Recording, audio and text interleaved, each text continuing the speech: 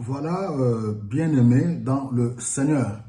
Là, nous voyons dans Jean au chapitre 8, le verset 48 à 59.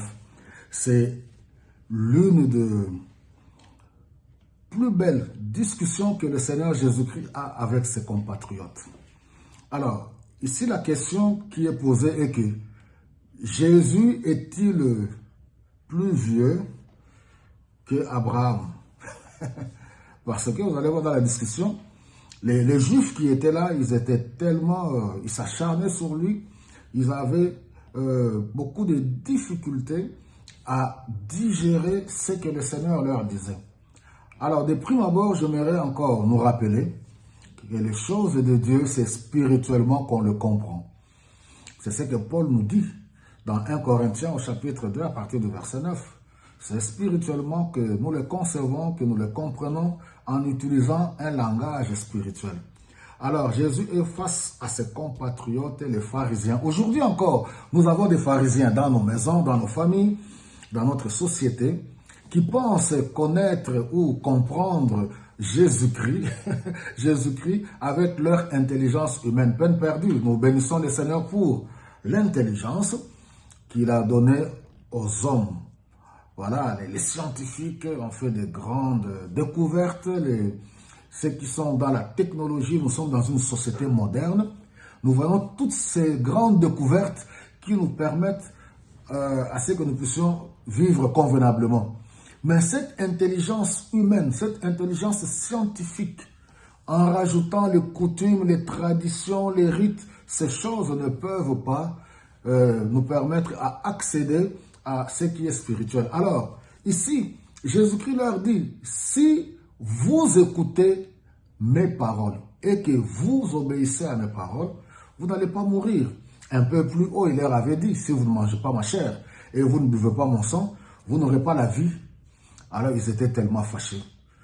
Alors, ils disent, mais comment nous réalisons que tu as un démon? Oui, nous comprenons aujourd'hui. Imaginez dans votre quartier, un jeune homme que vous connaissez son père, sa mère, ses frères et sœurs, un bon matin, il se lève et il commence à vous dire que c'est lui le Messie. Parce que Jésus est face aux pharisiens, il est face aux sadducéens, il est face aux juifs, tous ceux qui connaissaient réellement, qui ont lu scrupuleusement les Saintes Écritures pour connaître la période, l'époque et les caractéristiques du Messie. Alors, du fait que Jésus-Christ était en train de leur dire que non, lui, il est le pain qui est tombé du ciel. Parce qu'il leur a dit, vos pères ont mangé le pain et ils sont morts dans le désert. Alors, ils étaient encore très fâchés pour le dire. Comment tu peux dire que nous allons avoir la vie? Or, les prophètes sont morts. Parce que les prophètes, c'était la référence. Abraham est mort. Et toi, tu dis que si nous t'écoutons, toi, nous n'allons pas mourir. Et Jésus-Christ leur dit, oui, afin que Abraham ne soit né, je suis. Alors là, il leur donne l'indice. Ils étaient encore très révoltés. Vous vous rappelez dans Exode au chapitre 3, le verset 14, quand le Seigneur s'est révélé à Moïse. Que dirais-je quand on va me demander, tu vas leur dire que Jésus m'a envoyé. Alors, eux, ils connaissaient le Jésus. Le Jésus là, c'est vraiment l'Éternel. Celui qui est en dehors du temps. Celui qui n'a pas de commencement ni de fin. Celui qui existe par lui-même.